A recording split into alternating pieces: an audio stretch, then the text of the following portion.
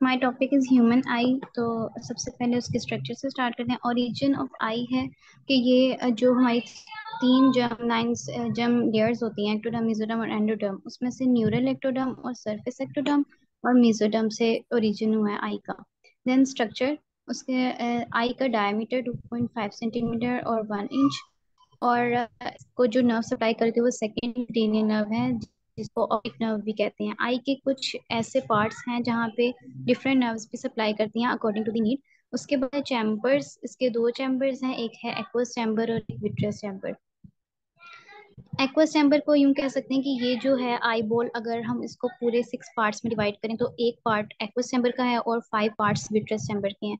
और vitreous chamber जो है वो पोस्टीरियर साइड पे होता है और एक्वस चैम्बर एंटीरियर साइड पे। अब एक्वस चैम्बर के अंदर क्या क्या चीजें होती हैं? एक्वस चैम्बर को फर्दर हम 2 पार्ट्स में डिवाइड करते थे, एक एंटीरियर चैम्बर और एक posterior chamber. Anterior chamber cornea और आइरिस के आने वाला चैम्बर है, और आइरिस और लेंस के दरमियान वाले चैम्बर को पोस्टीरियर चैम्बर कहते हैं। और इसके अंदर होता है एक्वस ह्यूमर।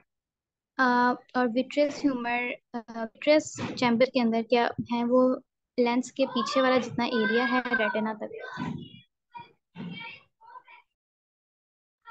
वो है विट्रियस चैम्बर।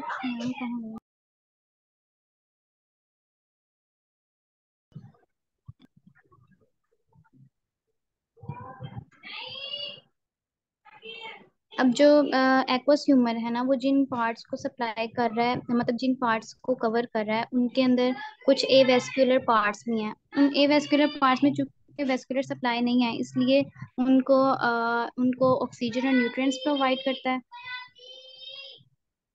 और उनका जितना भी वेस्ट मटेरियल है और वो सारा उसे ड्रेन करके तो वीनस में, स्क्लेरल वीनस साइनस में ड्रेन कर देता है, जो कि कनाल ऑफ स्क्लैम में है। कनाल ऑफ स्क्लैम लाई करता है कॉर्निया और आइरिस के एंड।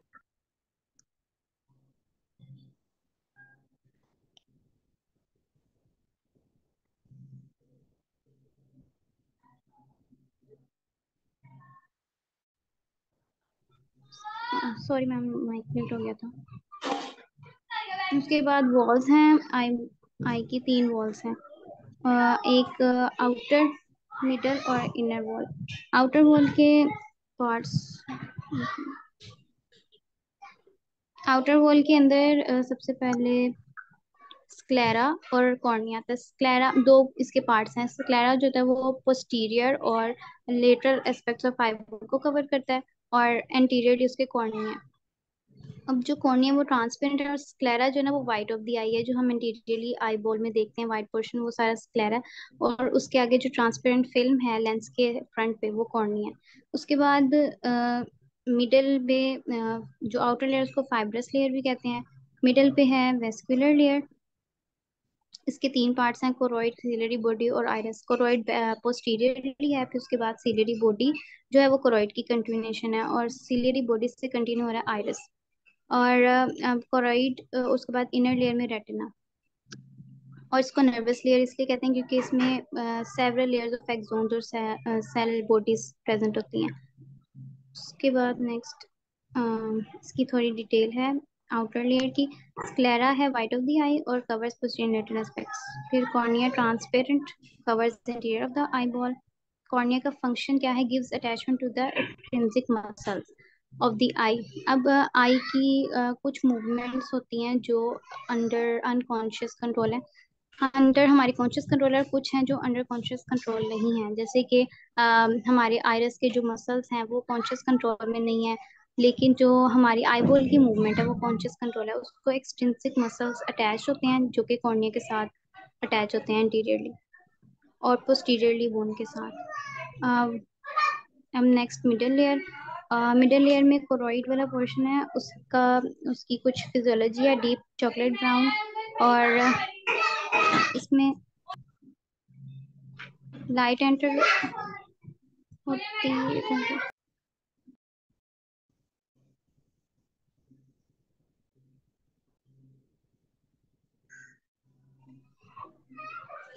आगे कोरोइड लाइन से पोस्टीरियर 5 6 ऑफ द, ठीक है। उसके बाद कोरोइड के फंक्शंस में आ जाता है absorb light.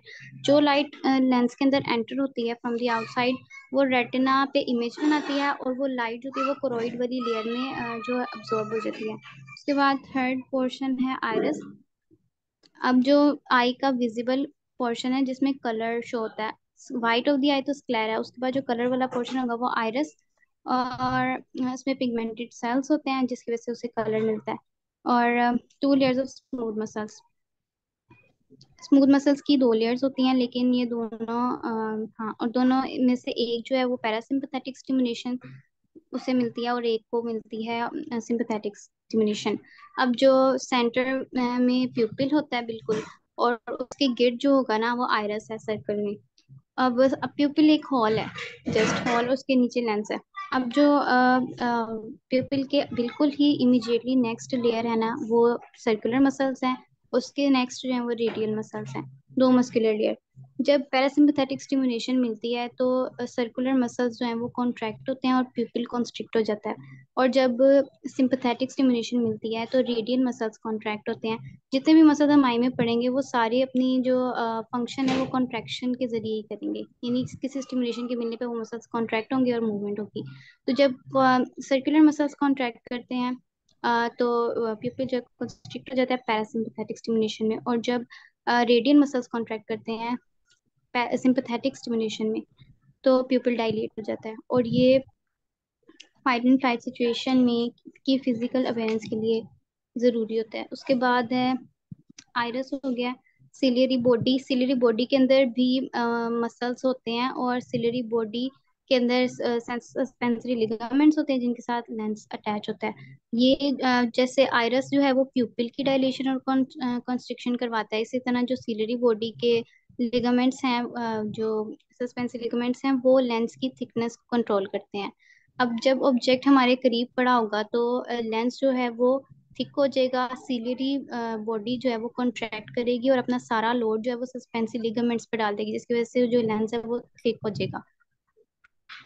Then retina. Retina जो है वो इनरमोस्ट लेयर में प्रेजेंट है। और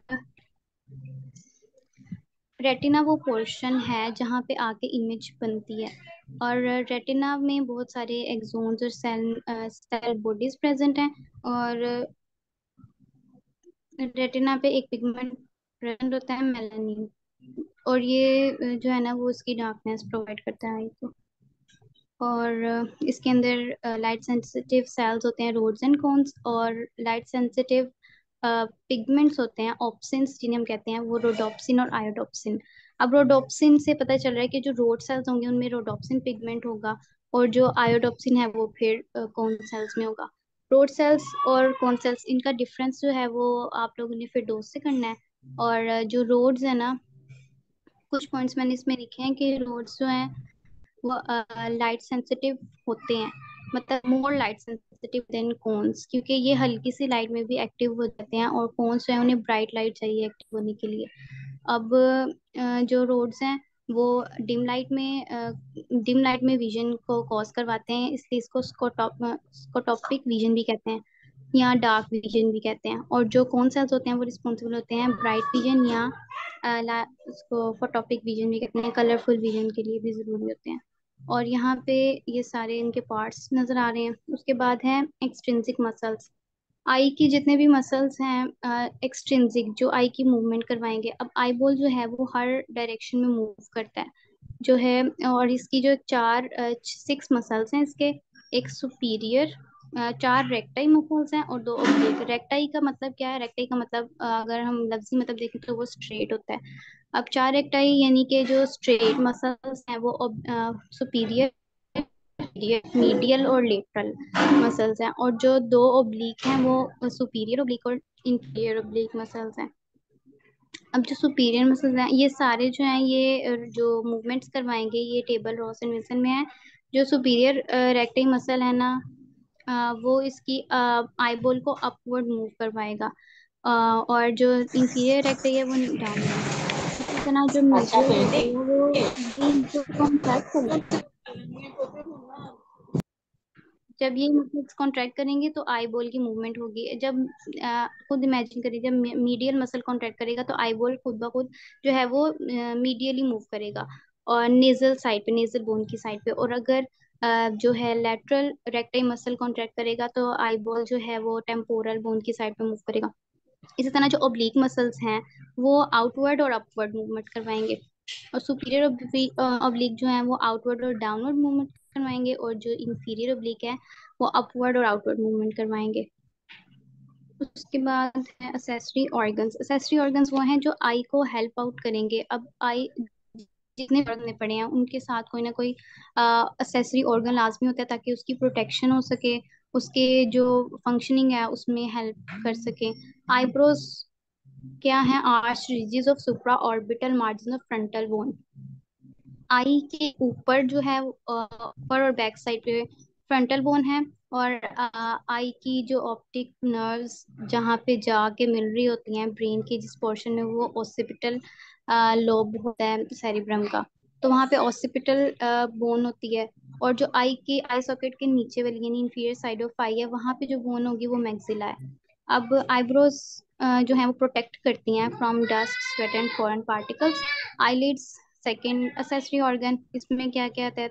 स्किन होती है थिन, ये आप फील कर सकते हैं। उसके बाद सबक्यूटेनियस मेम्ब्रेन, ब्रूजर टिश्यू, और दो मसल्स होते हैं ऑर्बिकुलरिस ओक्यूलाई और लिवेटर पाल्पेब्री सुपीरियोर्स सुपीरियोरिस। पाल्पे इसलिए क्योंकि आईलिड्स का दूसरा नाम पाल्पेब्री भी है। तो ऑर्बिकुलरिस ओक्यूलाई जो है वो इंफीरियर आईलिड में होते हैं, और जो सुपीरियर आईलिड में होगा वो उसके नाम से पता चले कि पाल्पेब्री सुपीरियोरिस। ऑर्बिकुलाई ऑर्बिकुलरिस ओक्यूलाई ये इंफीरियर मार्जिन में है, और जब ये मसल कॉन्ट्रैक्ट करेगा तो आई जो है वो क्लोज हो जाएगी, और जब लिवेटर्स पाल्पेब्रिस सुपीरियोरिस कॉन्ट्रैक्ट करेगा तो आई ओपन हो जाएगी। आई की ओपनिंग और क्लोजिंग आईलिड्स की मदद से होती है ना, तो ये दो मसल्स हैं जिनकी जो है जिनकी हेल्प से होता है। और ये असेसरी इनका रोल क्या है आईलिड्स का, कि देखें जब हमारे जो आईलिड्स के अंदर जो ग्लैंड्स हैं, एक तो आईलिड मार्जिन के अंदर है टार्सल ग्लैंड जो सिक्रेट करता है ऑयली सिक्रीशन, या सेबेशियस ग्लैंड भी कहते हैं, और वो ऑयली सिक्रीशन सिक्रेट करेगा। फिर उसके बाद लैक्रिमल ग्लैंड जो है वो अभी हम पढ़ते हैं, वो अपने सिक्रीशन स्पोर करेगा, तो इनसे मिलके ना एक टीयर फिल्म बनेगी। टीयर फिल्म जो है वो कॉर्निया को लुब्रिकेशन प्रोवाइड करेगी। अगर आईलिड्स के ये मसल्स ना कॉन्ट्रैक्ट करें और आईलिड ना क्लोज हो तो हमारे जो लुब्रिकेशन है वो इवेपोरेट हो जाएगी आहिस्ता आहिस्ता टीयर फिल्म, और रफनेस की वजह से जो है हमारी कॉर्नियल मेम्ब्रेन डैमेज हो सकती है, आई डैमेज हो सकती है। उसके बाद है medial and lateral canthuses. Eye margin, सबसे पहले आई मार्जिन देख लें कि ये जो दो पॉइंट्स हैं जहाँ पे दोनों आईलिड्स मिल रही हैं, इन्हें दोनों ये आई मार्जिन है ना, अपर और लोअर मार्जिन, जहाँ पे ये दोनों मिल रहे हैं उन पॉइंट्स को कैंथसिस कहते हैं। उसके बाद है टार्सल प्लेट, जो लोअर इंफीरियर आई मार्जिन है उसके अंदर है टार्सल प्लेट जिसके अंदर टार्सल ग्लैंड होता है, या इसे सिबेशियस ग्लैंड भी कहते हैं क्योंकि इसने सिबम रिलीज करना है, ऑयली सिक्रीशन। और कंजक्टिवा, जब आईलिड, ये जो आईलिड है अपर आईलिड, इसके अंदर इसकी इंटरनल जो लेयर है मेम्ब्रेनस लेयर और कॉर्निया की आउटर लेयर, ये पूरी जो है ना ये एक कंजक्टिवा है। ठीक है, ये आपस में जुड़ती है बिल्कुल। ये देखिए यहाँ पे होगा, हाँ, site where conjunctiva merges with the cornea. ठीक है, और जो कंजक्टिवा दो तरह की कंजक्टिवा, एक जो कॉर्निया को कवर किए हुए है और एक आईलिड के इंटरनल एरिया को कवर किए हुए है। तो जो आईलिड कवर करती है कंजक्टिवा वो वेस्क्यूलर होती है, और जो कॉर्निया को कवर करती है, कॉर्निया की जो एपिथेलियम है वो स्ट्राइएटेड एपिथेलियम है, और जो आईलिड की एपिथेलियम है जहाँ पे कंजक्टिवा प्रेजेंट होती है वो कलमनर एपिथेलियम है, और वो वेस्क्यूलर, और हमें उसकी वेसल्स दिखती हैं, फील होती हैं जब हम ऊपर से, जो कॉर्निया है ना उसके ऊपर वेसल्स नहीं आती क्योंकि वो एवेस्क्यूलर है। देन उसके बाद है lacrimal apparatus, third accessory organ, lacrimal apparatus. ठीक है, उसके लेक्रिमल, ये जो पॉइंट्स हैं ये एज इट इज आपने याद करना है। एक लेक्रिमल ग्लैंड है और जो एक्सोक्राइन ग्लैंड है।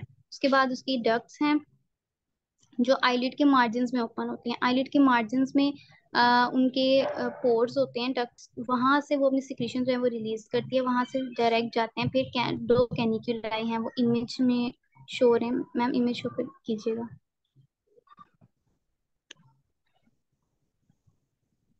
देखें, लैक्रिमल ग्लैंड है टेम्पोरल साइड ऑफ द आई पे होगा।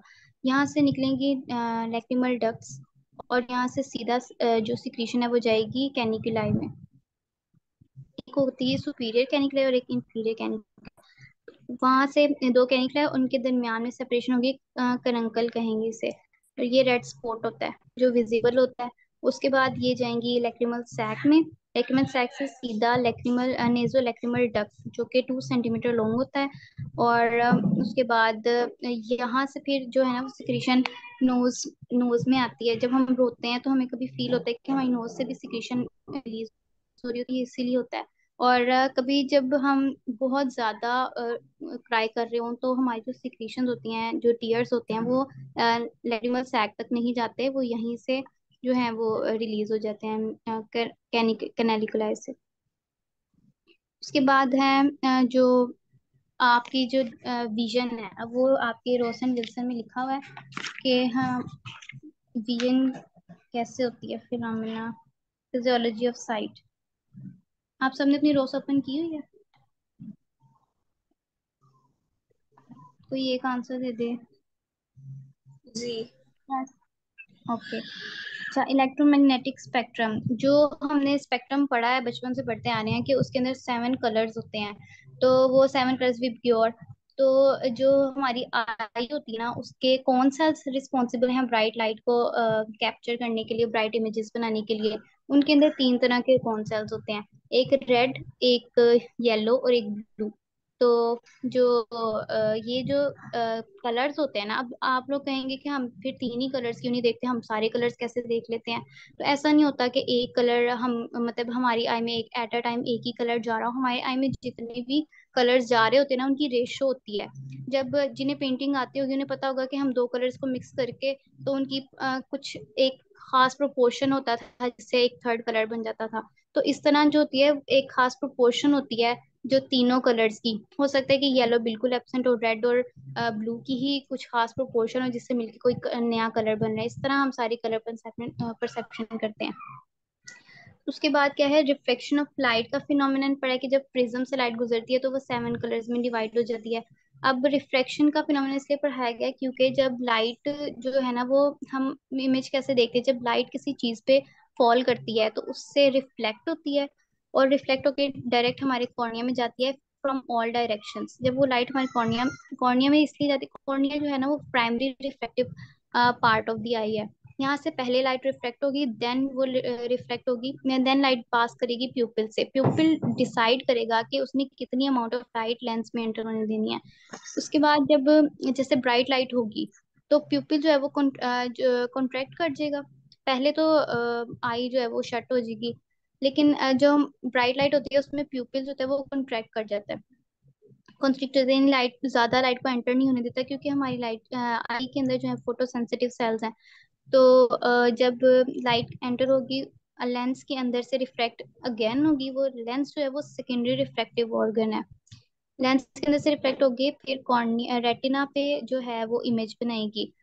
ठीक है, और रेटिना पे इमेज बनाएगी, उसका कलर वो होगा कि जब एक सरफेस पे लाइट रिफ्लेक्ट करती है तो वो सरफेस होती है ना, वो लाइट लाइट एक 7 कलर्स का कॉम्बिनेशन है। तो उसकी जो मतलब जैसे कि अगर उसका रेड पोर्शन जो है वो एक कलर रिफ्लेक्ट करे ऑब्जेक्ट, और बाकी 6 अब्जॉर्ब कर ले, तो जो कलर वो रिफ्लेक्ट करेगी ना वो मैं परसीव कर सकूँ।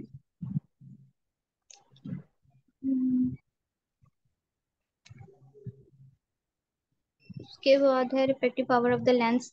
अब जो रिफ्रैक्टरी पावर है ना लेंस में, ये खास बात है कि लेंस वो वाहिद हिस्सा है जहाँ जिसका जिसका रिफ्रैक्टिव पावर चेंज हो सकता है। इफेक्टिव पावर चेंज होने का मतलब है कि जिस हिसाब से जो सिलियरी बॉडी के सस्पेंस लिगामेंट्स हैं वो कंट्रैक्ट और रिलैक्स रिलैक्स करेंगे, तो उस हिसाब से सेल की थिकनेस और थिननेस होगी। जब हमने ये पढ़ा है, रिफ्लेक्शन का फिनोमेनन पढ़ा था, तो लेंस जो होता है वो थिक लेंस की रिफ्लेक्टिव पावर डिफरेंट होती है और थिन की डिफरेंट होती है। ये डिपेंड करता है कि किस तरह की इंटेंसिटी की लाइट हमारी जो है आई में एंटर हो रही है, उस हिसाब से लेंस की रिफ्रैक्टिव पावर भी चेंज होती रहती है। जो डिस्टेंट ऑब्जेक्ट्स होते हैं, light from distant objects needs least reflection. उन्हें रिफ्लेक्शन ज्यादा नहीं चाहिए। और about 6 metre away on the retina the circular ciliary muscle relaxes increasing its pull on the suspensory ligaments. तो लेंस जो होता है वो थिनर हो जाता है। डिस्टेंट ऑब्जेक्ट्स के लिए रिफ्रैक्टिव पावर कम चाहिए, तो रिफ्रैक्टरी पावर कम करने के लिए जो है वो लेंस जो है वो थिन हो जाता है जब सीलरी बॉडी के मसल्स कॉन्ट्रैक्ट करते हैं। और नियर ऑब्जेक्ट्स को देखने के लिए nearer the object thicker the lens, ये आपने याद रखना है कि जितना करीब ऑब्जेक्ट पड़ा होगा लेंस उतना थिक हो जाएगा। तो यानी कि उसकी रिफ्रैक्टरी पावर ज्यादा हो जाएगी, ज्यादा रिफ्रैक्टिव पावर चाहिए। और साइज ऑफ द प्यूपिल हम पढ़ चुके हैं कि वो अमाउंट ऑफ लाइट को कंट्रोल करता है। और उसके बाद है अकोमोडेशन। किसे कहते हैं अकोमोडेशन? इसी को कहते हैं कि अगर ऑब्जेक्ट करीब हो तो उस हिसाब से हमारा जो लेंस है ना वो थिक होता जाता है। कन्वर्जेंस, कन्वर्जेंस है movement of the eyes. Convergence अब देखते हैं कि जो बोथ आईज है ना वो एक ऑब्जेक्ट को जब देखती हैं, ऑब्जर्व करती हैं, तो ही हम उसका जो है वो क्लियर इमेज बना सकते हैं। क्योंकि एक आई जो है ना वो एक ऑब्जेक्ट को देखती है, एक फ्रंट पे भी और एक पेरिफेरल पेरिफ्री पे भी देख रही होती है, और दूसरी आई भी फ्रंट पे भी पेरिफ्री पे। तो जो राइट आई है वो लेफ्ट आई की पेरिफेरल साइड को नहीं देख सकती, इसी तरह लेफ्ट आई राइट आई की पेरिफेरल साइड को नहीं देख सकती। बोथ आईज जब एक ऑब्जेक्ट को देखती हैं तो ही उसका जो है वो क्लियर इमेज बनता है। जब हम एक पेंसिल आप लगा लिया, पेन जो भी आपके हाथ में चीज है, आप उसको आई के करीब करते जाएंगे तो आपकी बोथ आईज जो है वो कन्वर्ज होती जाएंगी, यानी कि वो उस चीज पर फोकस्ड है। अगर वो उस चीज को नहीं देखेंगे, उस पर फोकस नहीं होंगी, तो उसका क्लियर इमेज नहीं बनेगा, उसका डबल इमेज बनेगा। तो इसको कन्वर्जेंस कहते हैं। के बाद कौन रोड्स हो गया, रोडोप्सिन।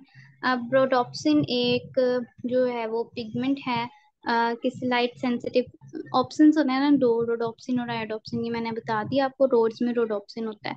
तो फिनोमिना क्या है इसका कि जब लाइट रोड सेल्स पे पड़ती है, जो उसका सेंट्रल पोर्शन होता है ना रेटिना का, उसके अंदर होता है मैक्यूला ल्यूटिया। एक पार्ट, एक पॉइंट होता है मैक्यूला ल्यूटिया, जहाँ पे रोड्स नहीं होते बिल्कुल। फोकल पॉइंट हमने पढ़ा था कि जहाँ पे जाके लाइट जो है ना बिल्कुल कन्वर्ट, जो एक पॉइंट पे मिल जाती है लाइट रेज, वो है फोकल पॉइंट।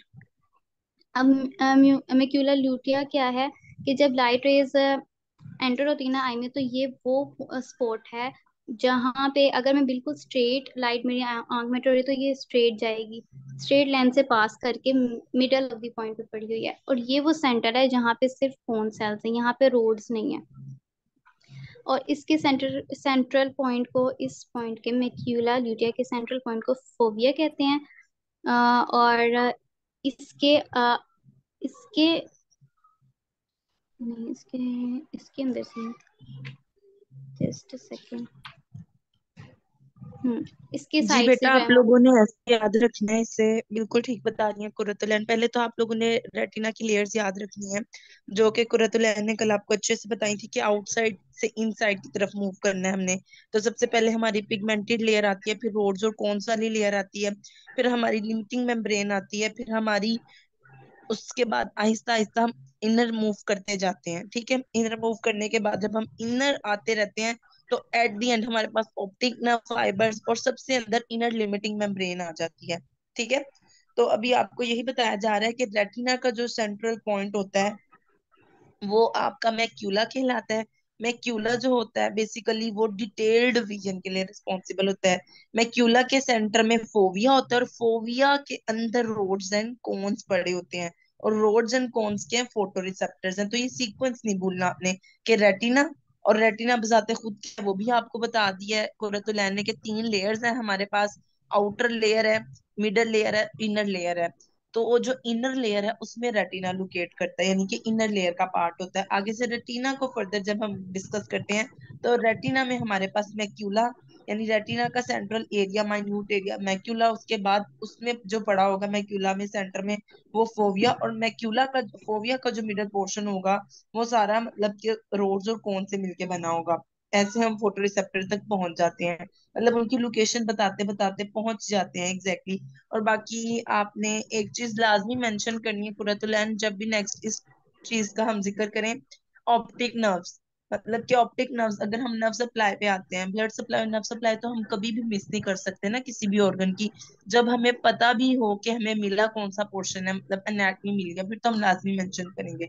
तो सेकंड क्रेनियल नर्व जो कि ऑप्टिक नर्व है, वो आई को सप्लाई कर रही होती है। फिर अगर हम ब्लड सप्लाई पे आ जाए, तो ब्लड सप्लाई आपकी सीलरी आर्टरीज कर रही होती है और कुछ सेंट्रल रेटिनल आर्टरीज। अब सवाल ये है कि इनका बैकग्राउंड क्या है, ये जो सीलरी आर्टरीज रेटिनल आर्टरीज आ रही हैं, ये कहाँ से आ रही हैं, मतलब इनका ओरिजिन क्या है। तो इंटरनल कैरोटिड आर्टरी जो है, वो इन सबको अपने अंदर से ओरिजिनेट करवा रही होती है। तो अगर आप एक एक बात में जवाब देना चाह रहे हैं कि आई को ब्लड सप्लाई किसने की, तो आप कह सकते हैं कि इंटरनल कैरोटिड आर्टरी ने। फिर फर्दर उसको जब हम डिफरेंशिएट करते हैं, ऑफ्थैल्मिक आर्टरी आती है, ऑफ्थैल्मिक आर्टरी की फर्दर ब्रांचेस होती हैं हमारे पास सेंट्रल रेटिनल आर्टरी और सीलियरी आर्टरी, ठीक है। और अगर वीनस ड्रेनेज की बात करें, तो वीनस ड्रेनेज सेम नेम्स की जो वेन्स है उनमें हो रही होती है। जिन जिन नेम्स की आर्टरीज पढ़ी है ना, उन्हीं उन्हीं नेम्स की वेन्स पढ़नी है आपने। तो आपने एनाटमी के लिए ये सारे स्ट्रक्चर्स याद रखने हैं जो आपको अभी समझाए हैं, कुरतुलैन ने डिस्कस किए हैं आपके साथ। और उसके बाद फिर ब्लड सप्लाई, नर्व सप्लाई, और उसके बाद इसकी डिजीजेस जो मेजर मेजर डिजीजेस हैं, इस आपको उनका आइडिया होना चाहिए। मतलब आपको रिफ्रैक्टिव पावर डिस्कस कर दिया गया है, वो आपको पता होना चाहिए। उसके बाद आपको मायोपिया क्या होता है, हाइपरमेट्रोपिया क्या होता है, प्रिस्बायोपिया क्या होता है, उसके अलावा एस्टिग्मेटिज्म क्या होती है, और कैटरेक्ट तो आपको ऑलरेडी पता है, और ग्लूकोमा। ये 5 से 6 डिजीजेज हैं जो ना आप बचपन से ही सुनते आ रहे हैं। मतलब ये मैट्रिक और एफएस में भी डिस्कस होती हैं, ये कोई नई चीजें नहीं है। कि हाइपरमेट्रोपिया, मायोपिया, एस्टिग्मेटिज्म और उसके अलावा ग्लूकोमा, कैटरेक्ट, तो ये बस आपने वन लाइन डिस्क्रिप्शन करनी है। मतलब आपको बस इतना पता हो कि ये चीज क्या है। और ब्लाइंड स्पॉट का आपको आइडिया होना चाहिए। ब्लाइंड स्पॉट आपको पता है रेटिना पे वो पॉइंट होता है जहाँ पे ऑप्टिक नर्व आई बॉल को लीव कर रही होती है। उसी ब्लाइंड स्पॉट का दूसरा नाम ऑप्टिक डिस्क होता है। और उस ब्लाइंड स्पॉट पे, उस ऑप्टिक डिस्क पे कोई रोड, कोई कोन किसी भी तरह का मौजूद नहीं होता, ठीक है। और एक चीज आती है आपके पास, एक टर्म रेटिनाइटिस पिगमेंटोसा। ये एक डिजीज होती है जिसमें रेटिना ही डिजेनरेट कर जाता है, ठीक है। तो रेटिनाइटिस पिगमेंटोसा आपको यहाँ फिलहाल नहीं कोई पूछेगा, लेकिन जो आने वाले 3 साल है ना, जब आप पैथो पढ़ रहे होंगे, स्पेशल पैथो, मेडिसिन पढ़ रहे हैं, हीमो पढ़ रहे हैं, कोई मतलब अपना मेजर सब्जेक्ट पढ़ रहे हैं, तो उसमें कहीं ना कहीं टर्म में आएगा कि इस वाली बीमारी के साथ जब मरीज आता है, तो उसमें एक ही अलामत ये होती है कि उसे रेटिनाइटिस पिगमेंटोसा होता है। तब आप परेशान होंगे कि यार हमने तो फर्स्ट ईयर में एनाटमी पढ़ी थी, हमने ये टर्म क्यों नहीं पढ़ी। तो ये टर्म्स अभी ही पढ़ लेंगे तो बाद में आपके लिए आसानी हो जाएगी। तो रेटिनाइटिस पिगमेंटोसा काफी ब्रॉड टर्म है, मतलब काफी यूज होने वाली टर्म है, जिसमें रेटिना डीजनरेट कर जाता है, ठीक है। तो चलें, ठीक है, कुर्रतुलैन ने आपको ऑलमोस्ट कवर करवा दी है सारी आई। अब आप लोगों ने इसे एक बार रोज से पढ़ना है, फिर दोस्त से पढ़ना है। कवरेज हो गई है आपकी, लेकिन इसकी थोड़ी सी एनाटमी मजीद आप लोगों की इम्प्रूव हो सकती है। मैं आप लोगों को बल्कि शेयर क्या करना है, यूट्यूब पे जूनियर मेडिकोस का जो यूट्यूब चैनल है, उस पे ना स्पेशल सेंसेस का आई के लेक्चर्स मौजूद हैं डॉक्टर मेमूना के। आप वो एक बार लाजमी सुनिएगा, वो 30-30 मिनट्स की 2 लेक्चर्स हैं, और उससे आपकी मजीद आई क्लियर हो जाएगी, ठीक है। चलें, ठीक है Quratulain, thank you for your presentation, it was a good experience, आपने फाइनली आज इसको शेप दे दी है, ठीक है। मैम थैंक तो यू अब सो मच, क्योंकि आपकी वजह से मैं फर्स्ट टाइम मैंने स्लाइड्स प्रिपेयर की हैं, और कल अच्छा, की इनकन्वीनियंस के लिए आई एम सॉरी। कोई बात नहीं बेटा, कोई बात नहीं, आहिस्ता आहिस्ता ही सीखेंगे। भी आपने पहली बार बनाई है, अब इंशाल्लाह अगर कभी आपको दोबारा बनानी पड़ी तो आप डरेंगी नहीं, क्योंकि आपको पता है आप एक बार बना चुकी हैं, अब आप दोबारा भी बना सकती हैं। तो अब मौजमा की बारी